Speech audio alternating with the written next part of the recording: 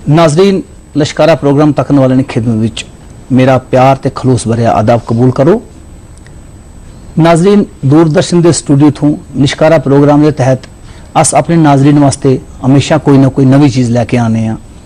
कदे किसी डॉक्टर नाल मुलाकात होनी है तो कदे किसी जरी माहरीन नाल या मौसीकार नाल या किसी फनकार नाल फनून लतीफ़ा नाल जितने भी चीज़ां ताल्लुक रखनियां वो हर कौम ने नाल जुड़ के आनी हैं।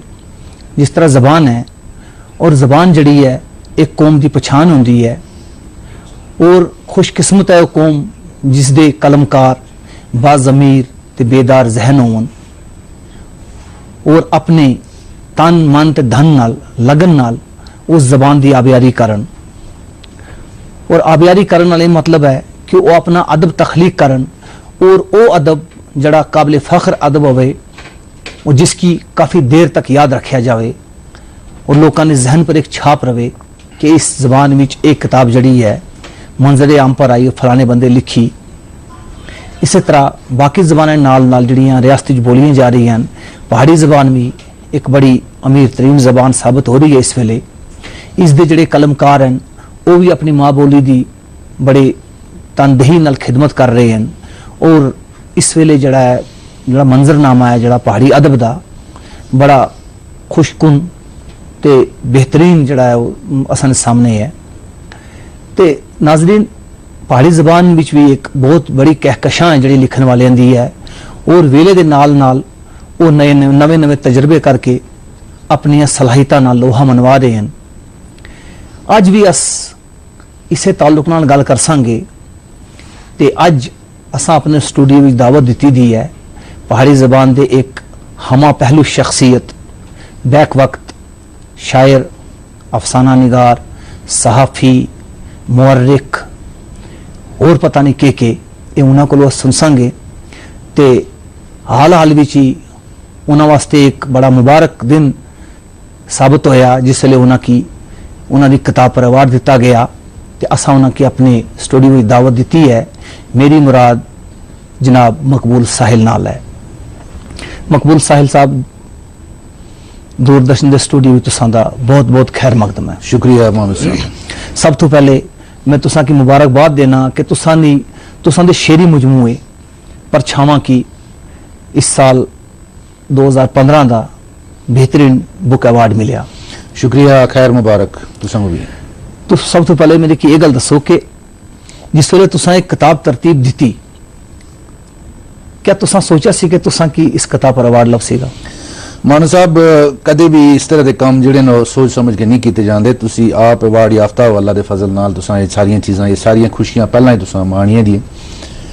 एक मां बोली की खिदमत करने का जज्बा किधरे बहुत पहला बचपन भी किधरे पैदा हो गया। जिहड़े असां दे सफ़े अवल दे लोग से जिहड़े मां बोली की खिदमत वास्ते अगर टुर रहे से, एक इनकलाब पैदा होया सा।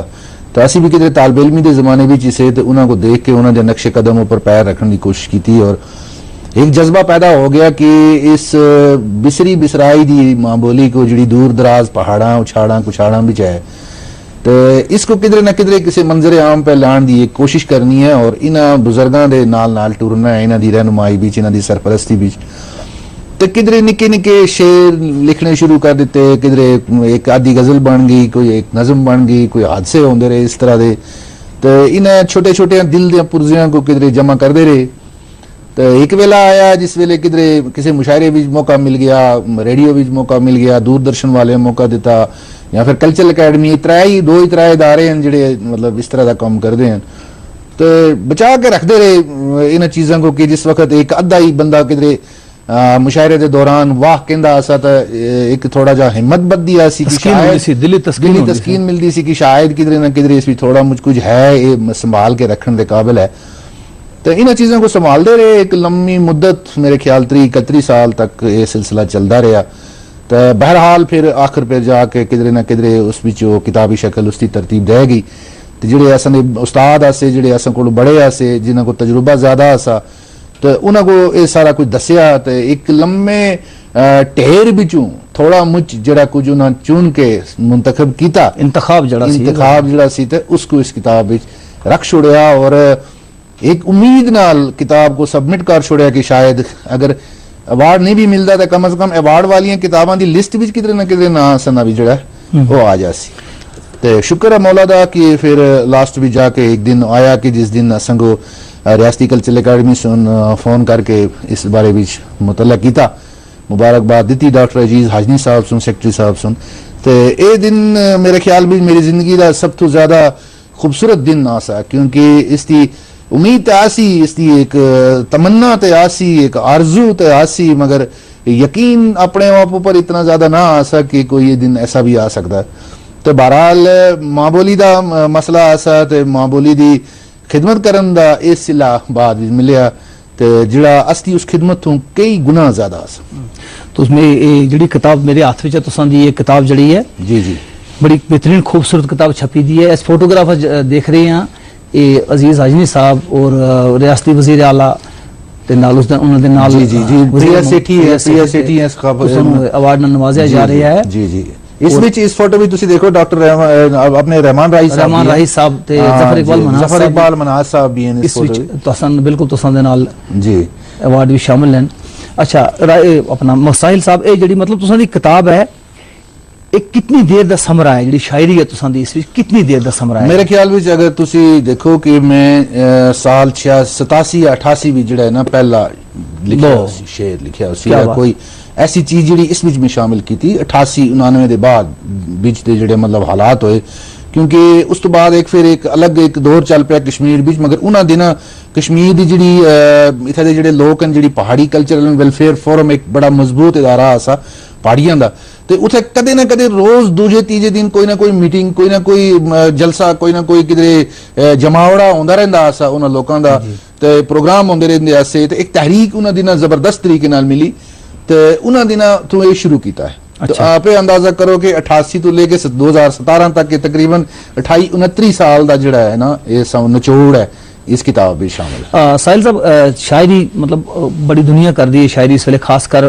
पहाड़ी इस विच अदब मंजर जड़ा अदब मंजरनामा है अदब दा उस विच काफी लोग लिखन वाले हैं, सारे दा अपना अपना एक नजरिया होना है। तुसां दी शायरी दा महवर की है? मैं फिर वही अक्सर कि मैं कदे सोचा ही नहीं कि मैं शेर किसी मौजू ऊपर लिखना, नहीं कोई नजरिया तो एक शायरी एक मेरे ख्याल में जिथे तक मेरा अपना तजुर्बा है और मेरा अपना ख्याल है, शायरी आदमी कदे कोई मौजूआती शायरी बहुत घट लिखी हो सी, बड़ा इरादा करके कोई चीज लिखी हो सी, इक्का दुक्का चीज लिखी हो सी, एक अजीब किस्म का एक जुनून होंदा है, एक दौरा पे जाता है एक आदमी को, अचानक माहौल बन जाता है। मैं अगर अपने जो रॉ मटीरियल इस में रखा था अगर मैं उसको देखा तो कदे कदे मैं 10-10 दिन 15-15 दिन या महीना भी कुछ एक शेर भी नहीं लिखा, नहीं कंप्लीट नहीं हो तो कदे किसी वेले मैं देखता कि मैं एक दिन भी 2 गजलां 3 गजलां लिखियां, तो और अल्लाह का ये शुक्र रहा कि मैं जिहड़ी भी गजल या नज़म लिखी है वो एक ही सिटिंग विच लिखी है। कदे मेरी अगर कोई चीज अधी रह गई तो वो दोबारा पूरी कदे नहीं हुई। तो उस तरह मैं टोटली इस गल का पूरी तरह मैं सरेंडर किया था शायरी के बारे में कि शायरी इरादा करके नहीं लिखी जा सकती। हाँ किसी वेले फरमाइश हुई कोई नात शरीफ लिखी या फरमाइश हुई कोई हुब्बुल-वतनी दा गीत लिखा बहारिया मुशायरा लिखा, मगर नात शरीफ भी अक्सर जिहड़े ने वो शौक नाल ही लिखे। और जिस वक्त किधरे हुजूर सल्लल्लाहु अलैहि वसल्लम दी एक रमक दिल विच पै गई तो जुनून आ गया, वो लिखिया। मैं मरसिए को लिखे करबला के बारे में कुछ चीजें लिखियां, वो दिल दे अंदर दा एक उबाल ऐसा। तो मगर मौजूआती शायरी में बड़ी घट लिखी है। तो मैं तुसें ये भी आखां कि कदे कदे रात 2-2 बजे 3-3 बजे किसी के घर मेहमान बैठे दे असी ते दौरा पै गया कि कुछ लिखना है, तो अपनी अंडर शर्ट ऊपर कुछ अंदरे लिख के रख छोड़िया, 2 दिन 3 दिन फिर वो जिहड़ा वो कापी ते उतारिया, तो इस तरह की गल हुई। मगर ज्यादातर अपने जिहड़े असल दे लोग हैं उन्हां दे जिहड़े मामलात हैं उन्हां दी जिहड़ियां तकलीफां हैं या उन्हां दा जिहड़ा असल दा जिहड़ा रस्म रिवाज है रहन सहन है पहाड़ी समाज है उसकी कोशिश की है मैं अकासी करन दी जितना भी हो सकिया। तो उस शायरी विच उस चीज की छाप तुसें जरूर मिल सी। हालांकि जिंदगी का एक बड़ा अरसा बल्कि बहुत बड़ा अरसा जिहड़ा वो शहर भी गुजरिया, चकाचौंध भी गुजरिया, सहाफत की जिंदगी जिहड़ी है बड़ी और तेज तरार रोशनी वाली जिंदगी होंदी है। मगर उस चीज ने जिस वक्त असन को लिखना कोई चीज होया वो अपनी मां बोली भी लिखिया, तो उस ग्राम विच बैठ के रूहानी तौर उस ग्राम विच बैठ के सोचा और वो चीज लिखी। तो कोशिश की थी कि अपनी जबान अपना अदब अपना माहौल जिहड़ा उसकी किधरे ना किधरे जिहड़ी है वो छाप उस विच रो है तो उसकी तर्जुमानी है। मैं ये अर्ज करना चला कि जिस वेले अस शायरी की गल करने हैं शायरी विच इस वेले मतलब काफी सारे ट्रेंड जिहड़े चल रहे हैं, जिस तरह एक रवायती ट्रेंड है, एक जदीद ट्रेंड है, एक माबाद जदीद ट्रेंड है। तुस किस रस्ते पर चल रहे हो? नहीं मैं समझदा ਜਿਹੜੇ ਸ਼ਾਇਰੀ ਦੇ ਕੁਝ ਉਸੂਲ ਹਨ ਅਗਰ ਅਸੀਂ ਉਹਨਾਂ ਉਸੂਲਾਂ ਵਿੱਚੋਂ ਬਾਹਰ ਨਿਕਲਾਂ ਤੇ ਨਹੀਂ ਲਵਾਜ਼ਮਾਤ ਜਿਹੜੇ ਨੇ ਉਹ ਰਹਿੰਦੇ ਨੇ ਉਹ ਜ਼ਿਆਦਾਤਰ ਜਿਹੜੀ ਰਿਵਾਇਤੀ ਸ਼ਾਇਰੀ ਹੈ ਉਸ ਦੇ ਦਾਇਰੇ ਵਿੱਚ ਰਹਿ ਕੇ ਤੁਸੀਂ ਹਾਲਾਤ ਕੋ ਨਜ਼ਰਅੰਦਾਜ਼ ਨਹੀਂ ਕਰ ਸਕਦੇ। ਠੀਕ ਜਿਹੜੇ ਅਸਾਂ ਦੇ ਆਸ-ਪਾਸ ਅੱਜ ਕੱਲ ਹਾਲਾਤ ਹਨ ਜੇ ਕੁਝ ਇੱਥੇ ਹੋ ਰਿਹਾ ਹੈ ਜਿਹਨਾਂ ਚੀਜ਼ਾਂ ਤੋਂ ਅਸਾਂ ਦਾ ਸਾਬਕਾ ਰੋਜ਼ਾਨਾ ਪੈਂਦਾ ਹੈ उस चीज को तुसी नजरअंदाज नहीं कर सकते। वो किसी न किसी सूरत में गजल भी दर आंदी है, नज़म भी दर आंदी है, समाजी मामलात हैं, सियासी मामलात हैं, दूजे मामलात तीजे मामलात चिड़ी भी चीजें तुसां दे आमने सामने हैं। एक शायर हुआ या अफसाना निगार हुआ या कोई फिक्शन राइटर हुआ जिहड़ा भी है, मैं शायरी को भी फिक्शन भी समझदा क्योंकि ये भी एक क्रिएटिव चीज है, एक तख्लीकी अदब है। तो इस विच शायर है या अदीब है जिहड़ा वो अपने माहौल से मुतासर होकर लिखदा है तो माहौल को तुसी नजरअंदाज नहीं कर सकते। माहौल को असां को भी नहीं बख्शिया तो जिथे जिथे चलिया माहौल की अकासी की है। और तुसी जिहड़ी अगर तुसी अज भी देखो कि जिस वक्त भी तुसी 4000 5000 साल लगे 10,000 साल या 600 बरस 500 बरस भी किसी बंदे ने कोई किताब लिखी दी है असी जिस वक्त पढ़ते हैं असां को उस वक्त के माहौल का पता लग जाता है। उसको पढ़ के शेक्सपियर को पढ़ के तुसें पता लग जाए कि उस वक्त भी क्या हालात बिल्कुल अगर इस वेले अगर कुछ जानते हैं कि 1857 उस वास्ते कि जड़ा उन्होंने लिखा है वो पढ़ के इस वेले तजिया कर सकते हैं उस वेले के हालात रहे उसके ये ठीक है जड़ा मतलब कलमकार है चाहे वो नज़म निगार है चाहे वो गजल लिखदा है चाहे वो अफसाना लिखदा है उस दी जड़ी नब्ज उंगलियां जड़ी हालात के नब्ज पर रख के अपनी कलम चलांदा है। जिस तरह मैं पहले अपने नाजरीन की 10वीं छोड़िया कि मकबूल साहिल जड़ी है हमा पहलू शख्सियत है वो इस वास्ते कि पिछले दिन अस इथे इस स्टूडियो विच तर्जमे ने हवाले नाल गल कर रहे थे ते तुसां दा नाम भी उस विच कुदरती तौर पर आना सी तुसां काम कीता तर्जमे ने हवाले नाल तुसां कुछ काम कीता दा है।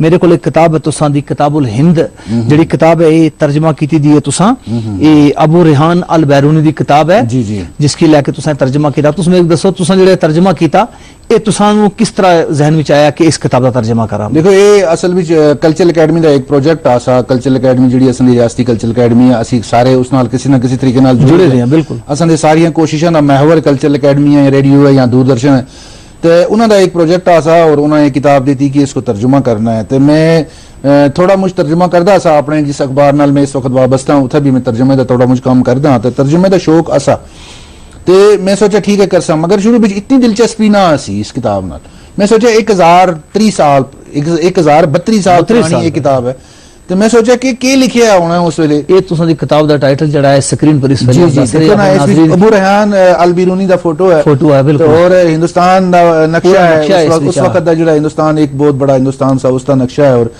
रियासती कल्चरल अकेडमी दा भी इस बीच ना है तो उस वक्त शौक नहीं सा मगर जिस वक्त मैं इस किताब के कुछ सफ़े पढ़े तो ये लग्या कि ये ते मेरे वास्ते रिसर्च मटेरियल है। बिल्कुल एक रिसर्च मटेरियल सा उस वक्त दो तहजीबां दा मेल हो रहा सा इस्लाम दा और हिंदुइज्म दा तो नवे नवे महमूद गौरी दा वक्त आसा गजनवी दा वक्त आसा तो वो आ रहे से तो एक अजनबी दो कौमां आपस में मिल रही हैं इन्हां को बड़ा मुश्किल हो रहा सा एक दूसरे को समझण दा तो उस वेले अबू रेहान अल बैरूनी सुन हिंदुस्तान भी एक दारुल तर्जमा कायम किया और अरबी किताबों को संस्कृत तर्जमा किया संस्कृत किताबों को लातीनी विच आया उस तो बाद इन दोवां तक एक दूजे दा इल्म पहुंचा तो इन दोवां एक ही दूजे को समझिया तो तां जाके एक करीब आईयां तो अज हुण 1000 साल तो ऊपर हो गया ये दो कौमां या दो तहजीबां जिहड़ियां आपस में गंगा जमनी सूरत हाल विच अगा टुर रही हैं। तर्जमे दा मतलब एक दोवां ज़बानां दे विचकार पुल ना काम करना तामील करना दोवां तहजीबां की मिलाना। बिल्कुल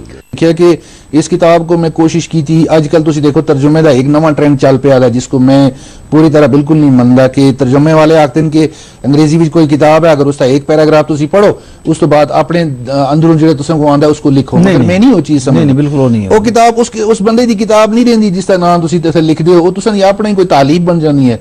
तो मैं इस बीच कोशिश की है अगर तुसी कंप्यूटर पर जाके काउंट करो तो जितने अल्फाज तुसां को उस किताब में मिलसन जी दी गई सी ट्रांसलेशन में बराबर उतने ही अल्फाज तुसां को इस बीच मिलसन में लफ्ज ब लफ्ज तर्जुमा किया पैराग्राफ ब पैराग्राफ तर्जुमा किया और जिहड़े मुहावरे इस विच इस्तेमाल होया से या जिहड़े इस विच मतलब दूजियां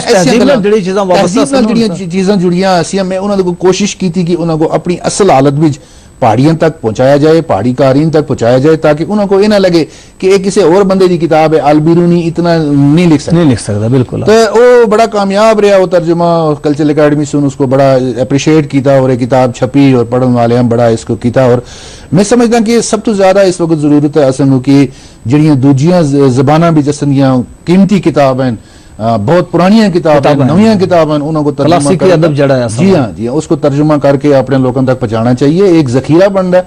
तो और कल को इंशाअल्लाह जिस वेले असन की जबान पहाड़ी जी अगर निसाब भी शामिल हुई, जिस वास्ते ऐसी बहुत इस वक्त कोशिशें कर रहे हैं, कुछ एक इकदाम हुकूमत सुनचाए दिन जिन्होंने अस बड़ा अप्रिशिएट किया है। तो असी वही उम्मीद रख कि पहाड़ी जबान भी कदे ना कदे इस भी शामिल हो जाए, तो उस वक्त एक खजाना जो तुसां दे काम आसी। मैं ये अर्ज करना चला कि इंसान जड़ा अपना काम करता है, कदे वो इस सोच विच नहीं होंदा कि मैं किसी मुकाम पर पुज के मेरे की इसका कोई मेहनताना मिले या ये इंसान कुदरती अल्लाह ताला ने रखा। तो आखदे को वक्त तो पहले ते किस्मत तो ज्यादा किसी की कोई मिलने वाला नहीं है। जी। अगर 30 साल तुसा शायरी की थी, तुसा कदे ये नहीं सोचा कि मेरे की इस दे उसको मिल जावे, लेकिन जिस वेले अल्लाह ताला की तरफों ये लिखिया सी उस वेले मिला तुसा की। इस विच शायरी ने वाले नसा गल की तुसा दी पहली किताब जड़ी मेरे की याद आना है कि खामोश तलातुम काफी पहले जड़ी है, मतलब खामोश तलातुम मेरा पहला उर्दू दा जड़ा शायरी मजमूआ सा इथों पहली मेरे ख्याल भी उन्होंने दिन, हालांकि ऑफसेट पे नहीं छपदे, ऐसे बहुत घट चीजें छपदियां सी, वो ऑफसेट पे छपी शेख गुलाम अहमद साहब सुनो छापी और 1991 का जमाना आसा। अच्छा। तो उस बिच जड़ी मेरी इब्तिदा दी जड़ी उर्दू शायरी है वो उस बिच आसी आ जा। उन्होंने दिन थोड़ा पहाड़ी भी बड़ा घट लिखा दसा उन्होंने दिन।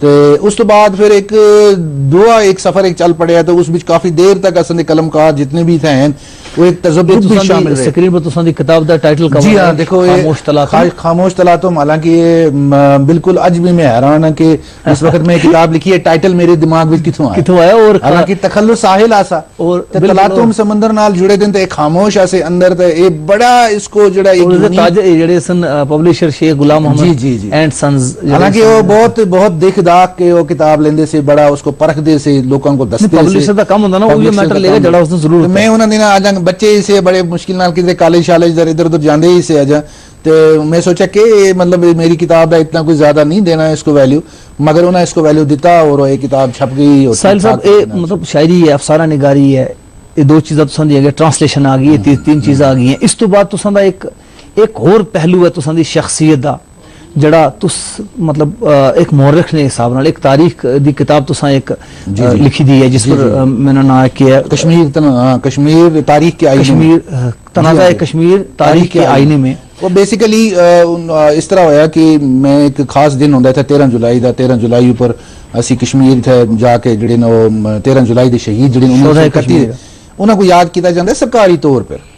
जी भी गवर्नमेंट होंगी है सरकारी तौर पर, क्योंकि वो उस वक्त महाराजा के खिलाफ किया ऐसा, तो उस तो उन्होंने जाके गुलबारी होंगी है।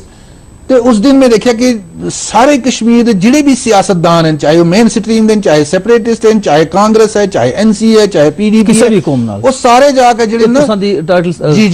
कश्मीर है तारीख के आईने में उन्हें सारे सुन जाके जड़ा उथा जाके उन्होंने खराज अकीदत पेश किया। तो एक तहरीक मिली कि आखिर इस दिन विच के है, क्योंकि कश्मीर में बहुत सारे सियासी इख्तिलाफात पाए जाते हैं, तो इस दिन विच की है कि सारे लोग इकट्ठे जमा हुए। तो मैं एक आर्टिकल लिखा कश्मीर कोटरानी से शेख मोहम्मद अब्दुल्ला तक, एक आर्टिकल लिखा मैं अपने अखबार वास्ते उन्होंने दिन मैं पुकार अखबार विच काम करदा सा, काफी तवील।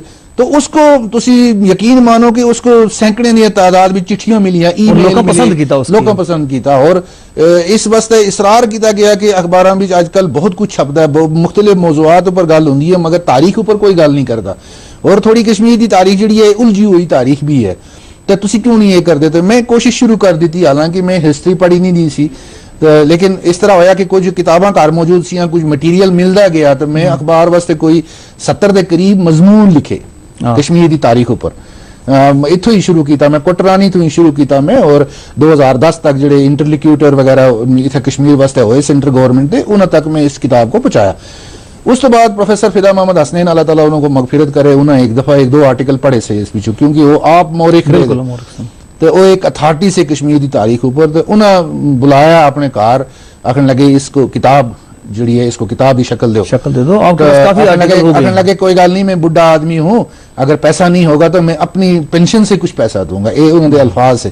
मैं क्या प्रोफेसर साहब तुसा ये गल आखिए माड़े वास्ते हुक्म है, तो मैं इस हुक्म को जरूर बजा ला सकता। उन्हें अपने हाथा इसको एक एक सत्तर एक एक अल्फाज चेक करके देख के हाशिए लिखे, तो फिर जिस वक्त वापस मिली तो फिर मेरे थोड़े जे जन्नू डटे हुए, मैं कि शायद ये किताब छप जासी। इसको अपने छापया इन्हें वतन पब्लिकेशन सुन छापया, और वतन पब्लिकेशन सुन बाद भी इतना आखिया कि इस साल भी जैसे एक ही किताब छापी ऐसी, तो मगर असन का जो सारा काम है वो इसे एक किताब हो गया। असन को मायूसी कोई नहीं हुई, खासकर कश्मीर के जो तारीख के तालब इलम से उन्हें इस किताब को बड़ा अप्रीशिएट किया, बड़ा सराहा। चल तुसा कम ही इस लायक है सराहाया जाए। तुसा दी एक और किताब है मेरे हाथ विच है, कदम कदम ताजीर। जी जी जी, उर्दू अफसाने ने। जी हाँ जी हाँ जी हाँ। इसका मतलब ये है कि तुसा उर्दू अफसाने थू भी थोड़ा जरा काम कीता था, उर्दू अफसाने भी थोड़ा काम कीता है। मेरे हाथ में तुसा दी किताब है वाली।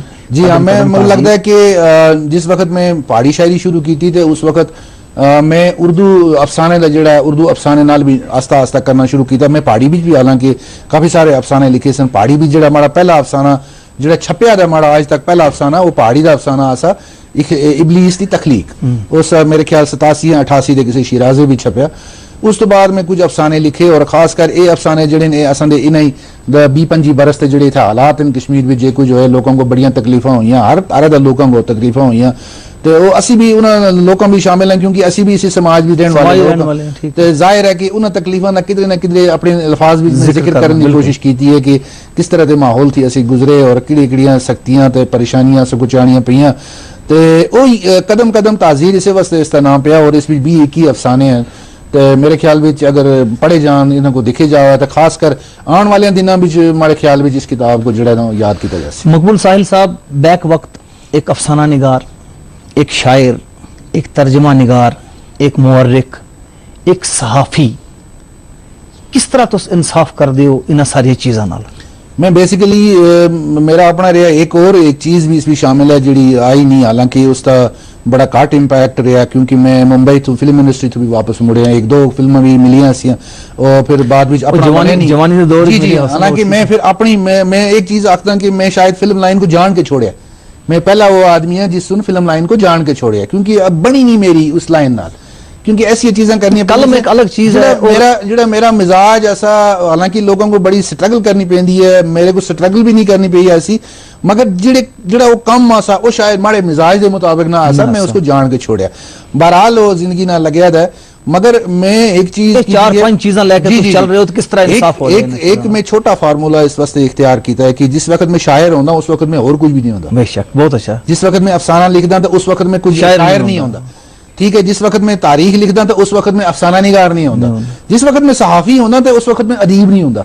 तो उस तरीके नाल मैं कोशिश की है, जिस तरह एक कंप्यूटर में एक फाइल होंगी है अपने फॉर्मेट भी, जब तुम वर्ड फाइल खोलसो तो उस इन पेज नहीं खुलता, इन पेज खोलसो तो उस एक्सेल फाइल। ऐसा नहीं होना कि जिसे सारे ख्यालात इधरों अफसाना निगार दे ख्यालात इधरों तर्जमा निगार दे ए ज़हन में किधरे उलझन नहीं पैदा करनी? नहीं, बिल्कुल नहीं होया, इस तरह का कोई चीज नहीं हुई। मैं समझदा कि अल्लाह ताला ने एक सोचन समझन का एक ऐसा सिस्टम बनाया था यार इंसान बीच, या फिर हमारे ऊपर कोई ज्यादा ही मेहरबानी है।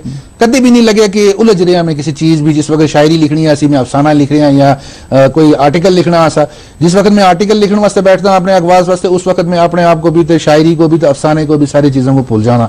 तो बाद भी जिसको देखता मैं कि जिस वक्त असली, क्योंकि असल वास्ता बराह रास्त कारी नाल रहिंदा है, तो और एक छोटी सी आदत जी रही है, क्योंकि मैं अपने आप को बड़ा छोटा इंसान समझदा इस मामले में, एक शागिर्द समझा मैं अपने आप को।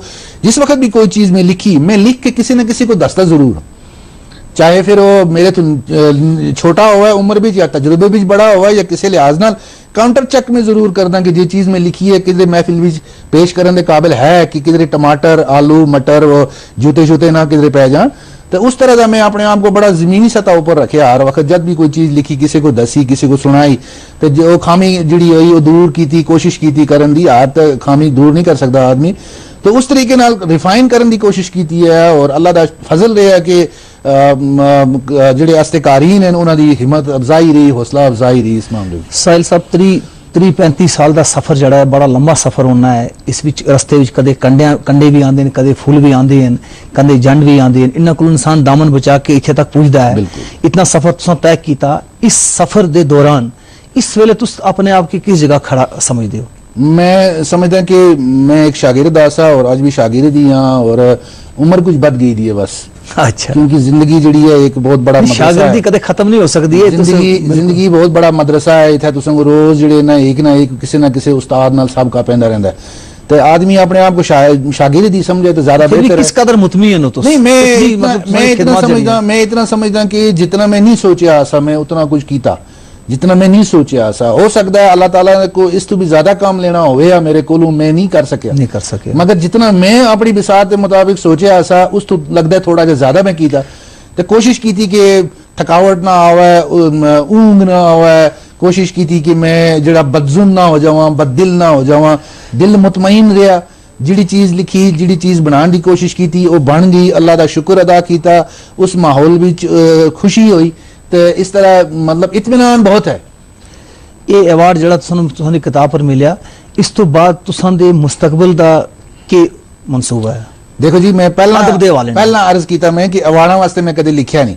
इंशाअल्लाह एक हौसला अफजाई हुई है। मैं सोचता कि तर्जमे का कुछ काम किया जाए और कुछ किताबां इधर उधर लिया के उनको मिला के पहाड़ी अदब तक पहुंचाया जाए। उनको जिहड़ियां पहाड़ी अदब दा भी दूई ज़बान भी जावे, गोजरी अदब दा जड़ा पहाड़ी ज़बान तर्जमा होना चाहिए। ते खास तौर पर मैं आखदा कि असल जिहड़े नवे कलमकार हैं अगर वो कोशिश करन, वो कुछ सीखने की कोशिश करन, वो कुछ बनने की कोशिश करन, तो उनको चाहिए हर वक्त अपने आप को हमा वक्त तो तैयार रखन, किसी उस्ताद को पकड़न, किसी उस्ताद नाल राबता रखन। क्योंकि उस्ताद होना बड़ा जरूरी है। उस्ताद के बगैर आदमी एक जंगल में भटकिया दा मुसाफिर होंदा जिहड़ा कभी किसी जगह नहीं पहुंचदा। असां को भी जब मौका मिलिया जिहड़ा उस्ताद मिले, चाहे वो उस्ताद आसा या ना आसा, मगर अस्ती रहनुमाई की थी। असां तो ज्यादा जानने वाला सी, लिहाजा असां उन्हां को इस्तेफादा कीता, जी कुछ सीखने की कोशिश की असां। बिल्कुल इस तरह का सिलसिला जारी रहे सी। अल्लाह ताला का फजल है कि एक आधा बच्चा भी घर में इस तरह का है जिसको इस तरह की दिलचस्पी है इन चीज़ों नाल। तो उम्मीद है किधर ना किधर ये विरासत बहरहाल जिंदगी का ये सफर जड़ा चलता रहा सी। इंशाअल्लाह तुसां अगे भी कम करना है। फिर एक बार तुसां की परछावां किताब जड़ा अवार्ड मिलिया मेरी तरफों, पहाड़ी कौम की तरफों, फिर एक बार तुसां बहुत बहुत मुबारकबाद। नाजरीन, इसे दे नाल अज दा लिशकारा प्रोग्राम मुकदा है। दियो इजाजत, अल्लाह बेली।